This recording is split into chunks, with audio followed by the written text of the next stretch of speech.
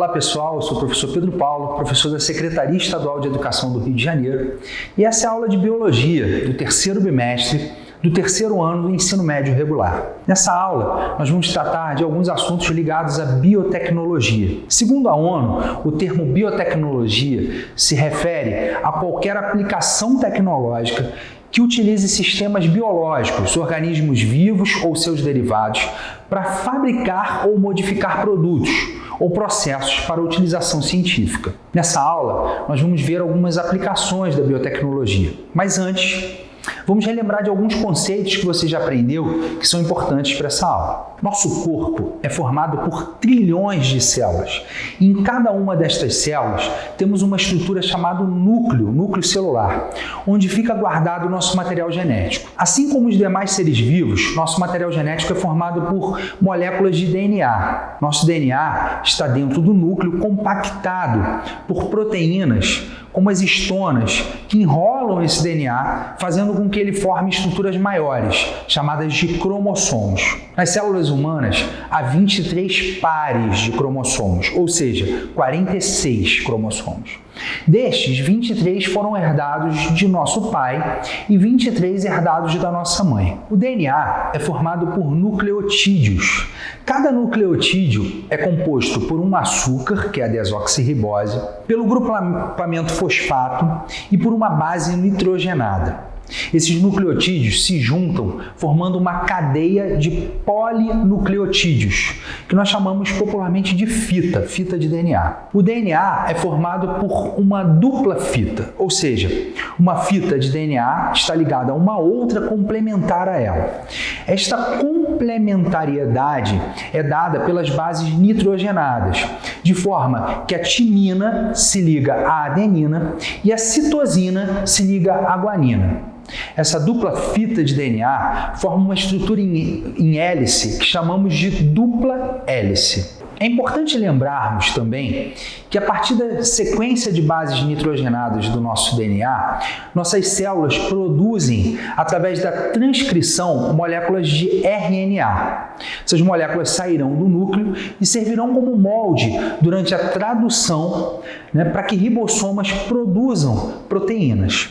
Ou seja, as informações contidas no nosso DNA se transformam, em última análise, em proteínas, que nos darão as características que nós temos. Cada fragmento de uma molécula de DNA responsável por gerar uma característica herdada geneticamente, ou seja, uma sequência de DNA que contém instruções para produzir uma proteína que desempenha uma função específica no corpo, é chamada de gene. Quando falamos dos genes, costumamos pensar na cor dos nossos olhos, da nossa pele, no nosso tipo sanguíneo, entre outras coisas que a gente vê. Mas a verdade é que essas características são realmente genéticas, mas no nosso DNA guardamos outras informações que não costumamos pensar, como por exemplo, a forma como produzimos nossas enzimas, as moléculas que direcionam o nosso desenvolvimento, entre outras informações importantes. Para pensar,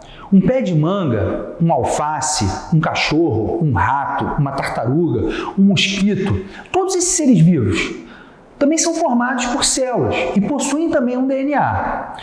O que nos faz diferentes é a informação que há nesse DNA. Portanto, em uma mangueira, há informações genéticas para formar uma mangueira e não um pé de alface. Da mesma forma, em nosso DNA, temos informações para formar um ser humano. No seu DNA, há todas as informações para formar um ser humano igual a você. Informações, por exemplo, de como você deve ter a cor dos seus olhos, e que você deve ter um par de olhos, de braços, onde seus membros devem se localizar e também o seu tipo sanguíneo, por exemplo. Essas informações fundamentais são transferidas para os descendentes durante a reprodução.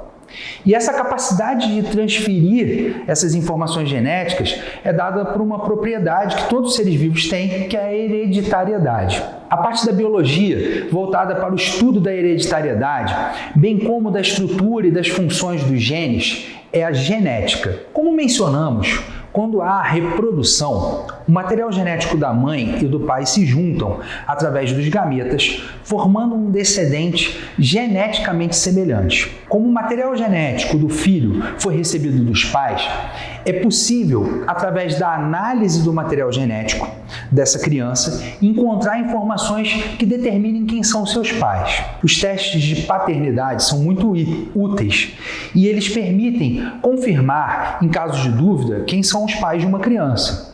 E, em alguns casos também, identificar corpos que o reconhecimento visual não pode ser feito. Nestes testes, amostras de sangue, saliva ou qualquer outra estrutura do corpo que contenha uma pequena quantidade de células podem ser utilizadas para extrair o material genético. Após ser extraído, quimicamente, pedaços específicos do DNA são separados por peso molecular e identificados. A análise do DNA de indivíduos da espécie humana mostrou que nosso material genético é muito parecido, cerca de 99,9%. Porém, nós temos regiões chamadas de polimórficas que variam muito de indivíduo para indivíduo, sendo praticamente uma impressão digital em nosso DNA.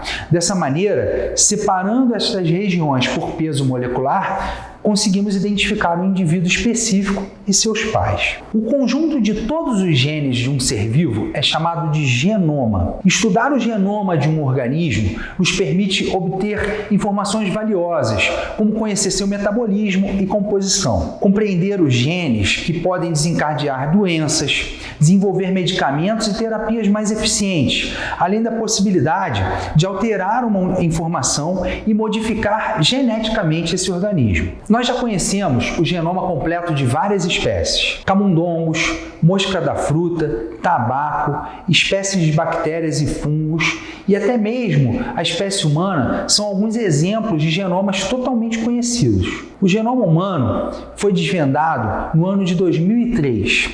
Cerca de 3,2 bilhões de nucleotídeos e 25 mil genes foram mapeados. Para esse trabalho, 18 países, incluindo o Brasil, se uniram em um grande projeto chamado de Projeto Genoma, que iniciou em 1999 e tinha como principais objetivos sequenciar todas as bases nitrogenadas do DNA que compõem o genoma humano. Esse projeto possibilitou a melhoria na compreensão das doenças genéticas, de alguns tipos de câncer, além do desenvolvimento de uma medicina personalizada, através do uso de medicamentos e terapias baseados no perfil genético do paciente. Embora o custo dessas tecnologias seja muito alto, hoje é possível que você faça a análise de seu genoma e, baseado nos dados obtidos lá no Projeto Genoma Humano, consiga determinar se há predisposição a determinadas doenças, qual perfil de dieta e exercício é mais adequado a você e ainda avaliar a sua ancestralidade, ou seja, qual a origem genética dos seus pais, entre outras informações. Outra possibilidade que surgiu nos estudos do genoma humano é a escolha de embriões. Embora isso não seja ético e em muitos países seja proibido, já é possível analisar um embrião fertilizado in vitro e determinar se possui alguma doença genética ou mesmo as características físicas, desse embrião. Dessa maneira, os pais podem escolher ou selecionar o embrião que preferem. Estas tecnologias são muito questionáveis e, de fato, precisam ser discutidas. Atualmente, com o uso da biotecnologia e o conhecimento do genoma de algumas espécies, é possível alterar os genes de alguns organismos. A transgênese é a tecnologia que permite alterar as características dos seres vivos pela troca direta de seu material genético.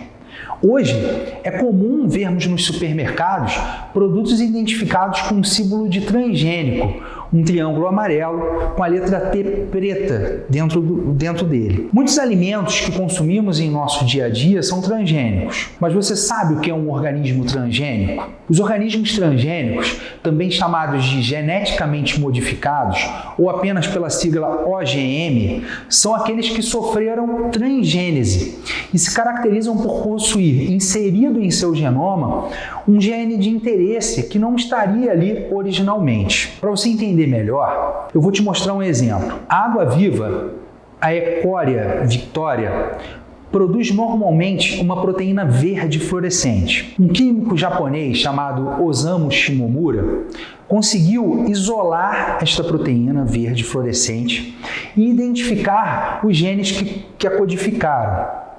Hoje, é possível inserir esse gene através de técnicas de transgênese no DNA de outros seres vivos, como camundongos, porcos, macacos, plantas, entre outros, fazendo com que estes produzam uma proteína verde fluorescente, tornando-se verdes, quando submetidos à iluminação violeta. Nota que originalmente nenhum desses animais produzem uma proteína verde fluorescente e passaram a produzir após o gene que codifica essa proteína, originalmente isolado da água viva, ter sido inserido em seu DNA. Todos esses animais são transgênicos. Nesse caso, a produção de células verdes ajuda no estudo de transplantes e em inúmeras outras pesquisas. Mas os organismos transgênicos também são utilizados, e são utilizados principalmente para produzir proteínas de interesse comercial ou científico, criar resistência a determinadas pragas,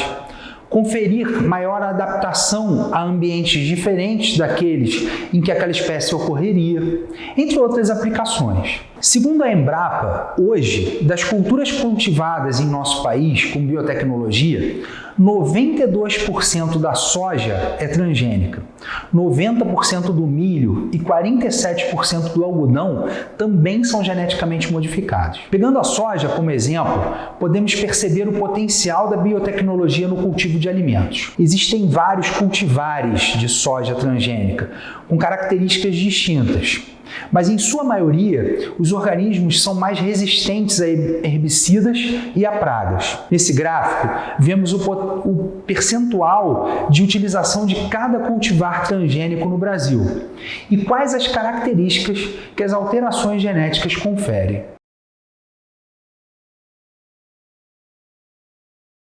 O uso desses cultivares aumenta a produtividade agrícola por hectare, fazendo com que haja menos desmatamento. Outras vantagens do uso de transgênicos é a menor necessidade do emprego de agrotóxicos, a redução dos custos de produção e o aumento do potencial nutricional e da resistência da planta a condições adversas. Contudo, o uso de transgênicos não é uma unanimidade. Muitos cientistas são críticos por não ficar claro qual é o potencial de algumas alterações genéticas para a saúde humana. Outro ponto importante é a redução da diversidade genética.